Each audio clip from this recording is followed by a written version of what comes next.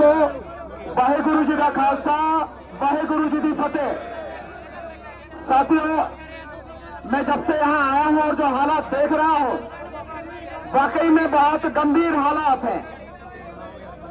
ऐसे हालात बिल्कुल ऐसे हैं कि जैसे कोई हम किसी दुश्मन सीमा पर खड़े हैं। जिस तरह के हालात यहां पर है और सरकार जिस तरह का काम कर रही है वो पूरी तरह से गैर कानूनी है, गैर संवैधानिक है। अपने ही लोगों को आगे बढ़ने से रोकना, और वो भी राष्ट्रीय राजमार्ग पर, नेशनल हाईवे पर।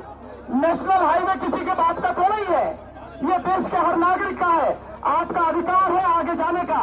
लेकिन जिस तरह से सरकार और विशेषकर जो यहाँ पर हरियाणा सरकार है, ये जो नदी है, मैंने अभी एक नक्शा देखा जो मुझे दिखाया गया, उस नक्शे के हिसाब से ये नदी पंजाब के इलाके में है और पंजाब का इलाका इस नदी से थोड़ा आगे तक भी है। हरियाणा की सरकार ने जो यहाँ पर बॉर्डर पर ये बैरिकेड लगा रखे हैं, ये पत्थर लगा रखे हैं, कानूनन उसको कोई हक नहीं है यहाँ का।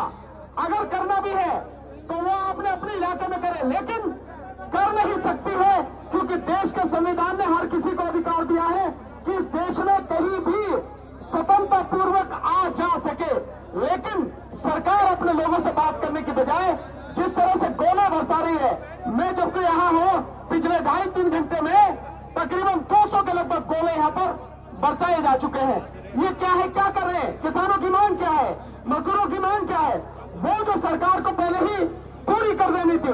जिस समय पहला किसान आंदोलन चला था, उसी किसान आंदोलन के दौरान जो मांगे थी, जो शर्तें थी, सरकार को तभी माननी थी। लेकिन 2 साल बाद भी अगर आप किसानों की मांगे नहीं मानने हैं, मजदूरों की बातें नहीं मानने हैं, तो क्या करेंगे? आपसे बात करने के लिए जा रहे हैं। हम कोई आतंकवादी है क्या? नहीं। हम कोई किसी तरह से कोई हथियार लेके जा रहे हैं? नहीं। हम केवल सरकार से बात करना चाह रहे हैं और अपनी सरकार से बात करना चाह रहे हैं। कोई पाकिस्तान या चाइना की सरकार से बात करने नहीं जा रहे। और जो मांगे हैं वो इस देश की, इस देश के किसानों की, मजदूरों की जायज मांगे हैं। अगर सरकार इन मांगों को मानती है तो सरकार पर किसी तरह का कोई बोझ नहीं पड़ता है। जो सरकार, केंद्र सरकार का बजट 1 साल में 50 लाख करोड़ का है, 50 लाख करोड़ का बजट है। अगर सारी मांगे जो आपकी हैं ईमानदारी से वो मान ली जाए, सब कुछ जो आप कह रहे हैं, तो भी सरकार पर सालाना 15 लाख करोड़ से ज्यादा का कुछ भी, इससे ज्यादा का बजट नहीं पड़ेगा। लेकिन 50 लाख करोड़ में जो आप दे रहे हैं और किसानों की मांगे, कितने हैं किसान?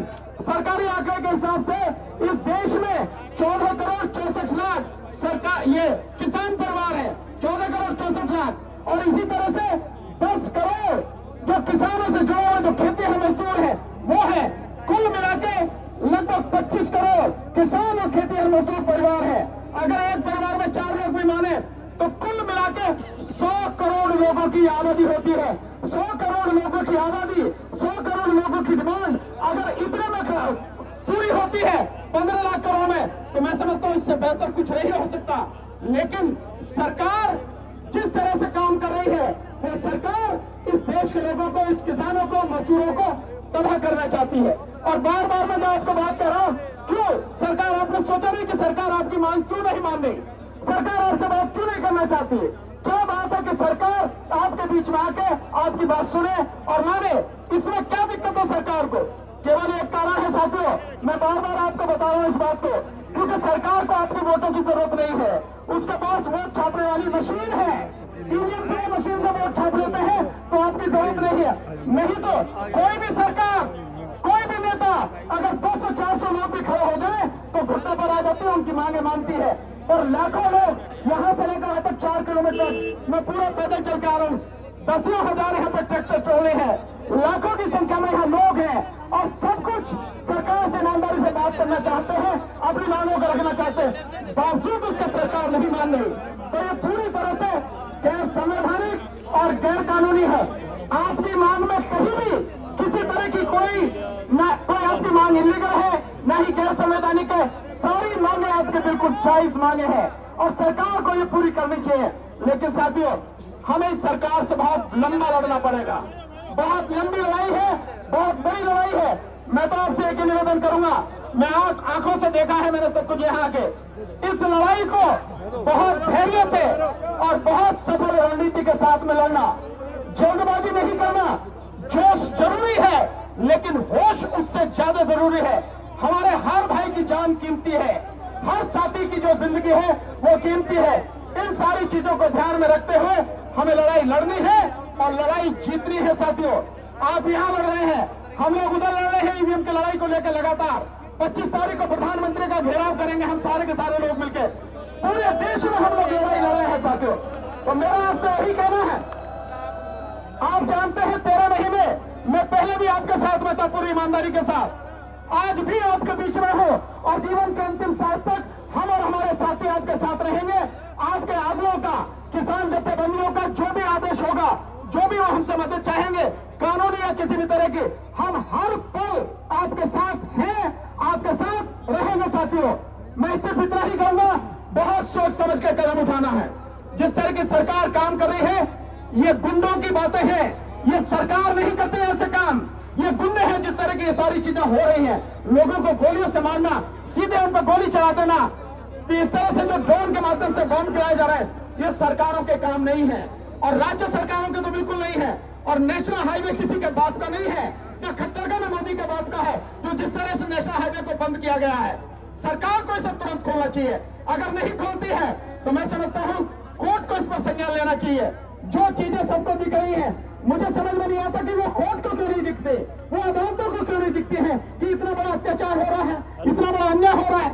ये सारी चीजें बहुत दुखद है। साथियों, फिर इसलिए कहता हूं, बहुत संभल के हमें कदम बढ़ाना है। एक एक जान कीमती है, एक एक भाई की जिंदगी कीमती है। साथियों, लड़ना है और जीतना है, लेकिन सुरक्षित भी रहना है। साथियों, इन सारी चीजों को ध्यान रखना। बस आपने मुझे मौका दिया, मैं आपके बीच में हूं, आपकी आवाज को विश्वास दिलाता हूं, जितनी भी दूर तक पहुंचा सकता हूं। अब मैंने सारा आंखों से देखा है, पूरी तरह से आपकी आवाज को दुनिया के कोने में जहां जहां तक भी पहुंचा सकता हूं। मैं अपनी तरफ से उसमें कोई कसर रहूंगा नहीं। साथियों, आपकी आवाज पूरी देश दुनिया तक पहुंचे, उसके लिए संघर्ष करता रहूंगा। साथियों, बहुत बहुत शुक्रिया, आपने मेरी बात सुनी और बहुत ही ध्यान से सुनी।